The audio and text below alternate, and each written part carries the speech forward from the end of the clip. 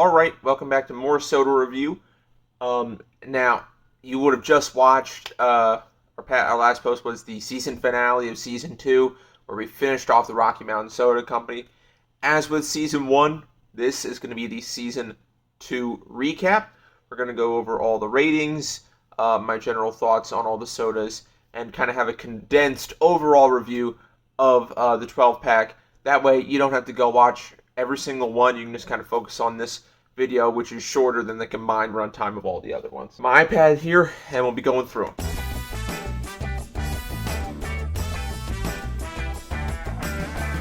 We started off with their Grand Teton Grape. Now, I'm quite a fan of grape sodas, and this one was not too bad. Just didn't have the strength or pungency that I would have liked, and that's going to be kind of a throughput with most of Rocky Mountain stuff. Rocky Mountain sodas are gluten-free, they are vegan, and they're made with cane sugar, not high fructose corn syrup or anything like that. But because they have the natural flavors and stuff, I find them to be not as pungent as I would like compared to other sodas. For the Grand Teton Grape, which was episode 1, I gave it a 2.5 due to that lack of boldness and a certain aftertaste I can't quite recall. Episode 2, we looked at the Boulder Birch Beer. Now, I had had other types of root beers, and I've even had a licorice soda in the past that was quite nice. Not on this channel, but just personally. I might review it later, I don't know. But I hadn't had a birch beer before. Overall, it was good. It was just a different type of, tree root, beverage, which was pretty good. And that got it a 3.5. It's not knocking your socks off. It's not the best soda you can ever have, but it was overall a very good soda, and I would recommend it out of the 12-pack. On to episode 3, we had the Buena Vista Black Cherry. Now, we've had some bad run-ins with black cherry sodas in the past, with Boylan's Black Cherry, and then I think we had some other cherry sodas, not necessarily black cherries, but just cherry sodas in general, like Cheerwine and the Boylan Shirley Temple, that were also cherry sodas that were just not great. Not something that I would want to drink on a day-to-day basis, but black cherry scares me more because that usually has that medicine sort of taste. And for the Buena Vista Black Cherry, it did kind of have a little bit of that medical taste, which wasn't the most pleasant. So that got only a 3, because at least it was bold on flavor, and it wasn't that bad. It didn't have much of I had to really focus in on whether or not it was medicine. On episode 4, we had the Palisade Peaches and Cream. Now this was absolutely wild to me. I hadn't seen a peaches and cream soda before. I'd seen orange cream and stuff like that, and I know that peaches and cream, berries and cream, and stuff like that are very popular dessert flavors, and desserts in them their own right. So it was kind of interesting to see a dessert flavored soda that I hadn't encountered before, and that one was shockingly good. Now, despite having cream in the name, it wasn't like a cream soda. It didn't have that kind of full-bodiedness to it, but it did have a nice light flavor, which I feel works well for peach at certain times. And so that got a nice, comfortable 3.5 out of 5. Overall, a good soda, and I would recommend it out of the bunch. On to episode 5. This was for a very nice, classic soda flavor that you're going to get from almost any single brand. That's the Rocky Mountain Root Beer. Now, the Rocky Mountain Root Beer is, as it sounds, it's a root beer. It's nice. It's solid. It works.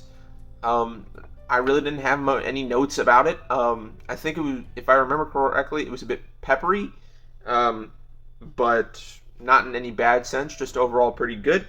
And that one was a 4 out of 5. So overall, a good showing for the Rocky Mountain Root Beer.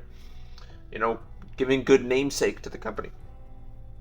Next was for episode 6, was the Evergreen Elderberry.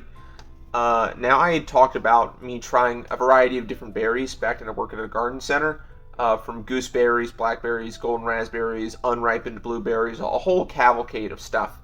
But I hadn't had elderberry before, so I was kind of weary about this one, but it actually turned out quite good, if not on the faint side. Tasted a lot like sweet tarts.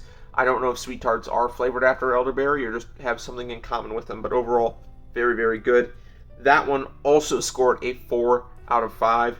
I really like fruity things. I like, fruity sodas, and that one just had that tartness to it that I really like and worked well for me. Are you smoking yet? Episode 7, we had the Pikes Peak Prickly Pear. Prickly pear for me isn't its own flavor. It works well as like an accompanying thing, and I had mentioned Mountain Dew Spiked as a reference for something else that used prickly pear juice in a soda and worked really well. But this was just kind of underwhelming, didn't really have any oomph to it, and overall netted itself only a 3 out of 5. So, not the worst thing you can drink, but definitely not something I would revisit. On to episode 8, we had something I was really, really hopeful for, and that was the Loveland Lemon Limeade. I really was looking forward to this because I love lemonades, I love limeades, I love those types of sodas. To me, they're just really, really good. A nice citrus kick is always something that I'm happy and looking forward to. Unfortunately, it kind of missed the mark.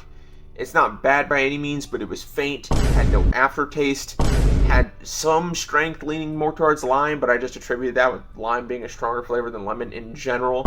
It just was overall not enough of a kick in the teeth to warrant a higher score, so it unfortunately only got a 3 out of 5 for the Loveland Lemon Limeade.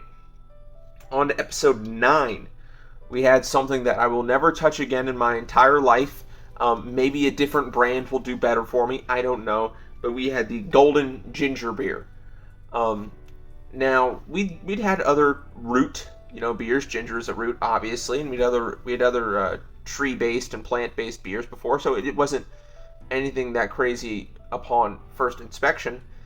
But with the smell test, I was getting notes of soup, and then when I drank it, it was pain. Just straight up pain. It felt like a rasp was going down your throat. It was bad. And something I would never touch. I would only give this to somebody I would truly hate, or somebody that's a maniac that enjoys it. And that got the lowest rating out of any soda I have ever reviewed at a 0.5. A half. Not even a full 1 out of 5. A 0.5 out of 5. A 10%. Just bad. Next to episode 10, we had the Breckenridge Blackberry. Now, blackberry sodas I had seen before in stores and stuff, but I'd never really gone for them just because I was kind of weary of them, and for good reason. This one, while not bad, it wasn't strong enough. It wasn't something that really evoked blackberries to me. It didn't feel like what I wanted it to be and what I think it should be. And overall, because of these reasons, it got only a 2.5 out of 5. Not great. It's fine, it's there, but it's not something I would revisit. For episode 11, we kind of did a sort of cyclical thing by accident. Season 1, episode 11, that was an orange cream soda. Guess what? Episode 11 is season 2, also an orange cream soda. Completely by happenstance. I was just grabbing random bottles from the bin, so the fact that I ended up with orange cream on both episode 11s, completely crazy. That won't happen in season 3, just because of the flavors lined up and the brand not making that flavor, but you'll see that later. For the Old Centennial Orange Cream, though, it was a nice orange cream soda, nothing to write home about, not as creamy as I would like, still overall good, a 3.5. Nothing too crazy. And then we get onto the season finale, the one you most recently watched, or if you haven't yet, you can go back, but spoiler, I'm telling you the score in a second. And that was the Colorado Cola. Now, Cola's always good drinks to have. They're a nice standard, like the go-to soda that every single brand makes, that every single person know or has drank in some capacity is a Cola. I think when you're first introduced to sodas, almost always you're given a Coke or a Pepsi or something, or even an RC, and like, oh, this is what soda is.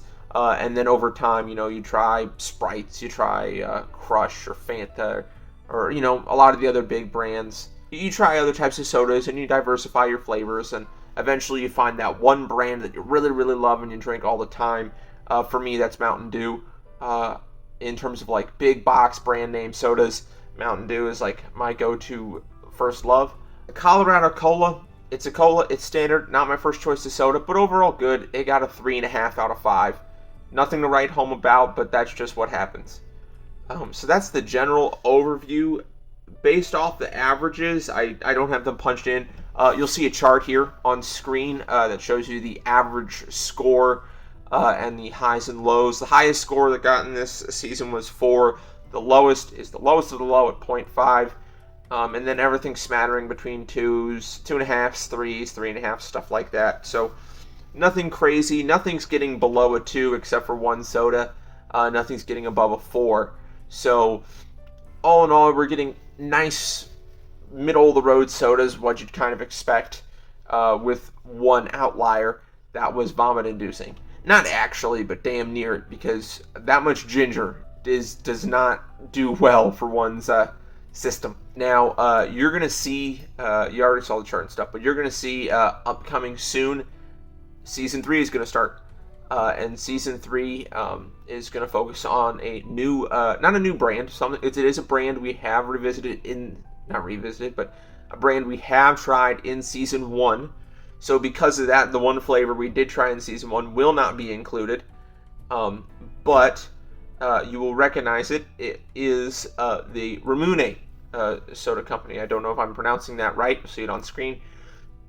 Last time we tried this in episode 7 of Season 1, we tried their melon soda, which was quite good and I enjoyed it, but I did lament the price and the complication of the bottle.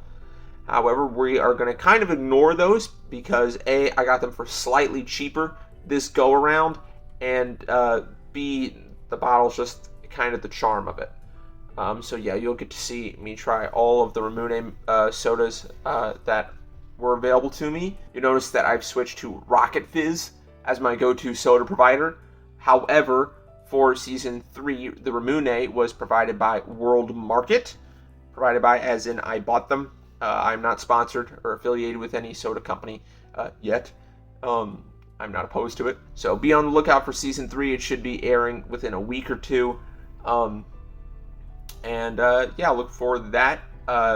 Thank you all for watching, and y'all have a good one.